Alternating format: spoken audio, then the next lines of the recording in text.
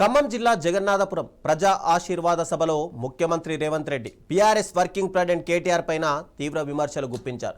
ఇటీవల కన్నేపల్లి పర్యటనలో మేడిగడ్డను నీటితో నింపాలని కేటీఆర్ చేసిన వ్యాఖ్యలను ఈరోజు రేవంత్ ప్రస్తావించారు. అలా చేస్తే మేడిగడ్డ బ్యారేజ్కు ప్రమాదం ఏర్పడి భద్రాచలం సహా దిగువ ప్రాంతాలు ముంపునకు గురయ్యే పరిస్థితి వస్తుందని అన్నారు. 44 గ్రామాలు కొట్టుకుపోయే ప్రమాదం ఉంటుంది.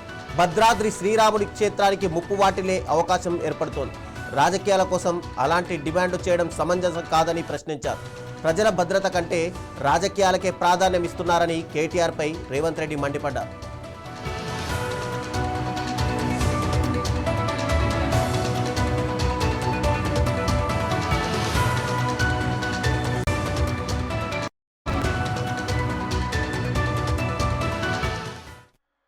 మేడిగడ్డల నీళ్లు నింపండి, కన్నెపల్లి ఎత్తండి. అరే బుర్రత కూడా, ఒకవేళ మేడిగడ్డల గేట్లు దించి నీళ్లు నిలబెడితే మేడిగడ్డ ఇప్పటికే కుంగిపోయింది. రేపు తెగిపోతే భద్రాచలం రాముడే ఉండర్రా, 44 ఊర్లు ఖమ్మం జిల్లాలో కొట్టుకోపోతే దుర్మార్గుడా. నీ లుచ్చ రాజకీయాల కోసం మేడిగడ్డ నింపాలి, భద్రాచలం కొట్టుకుపోయేటట్టు చెయ్యాలని అడిగితే నోట్లో మాట లేదు.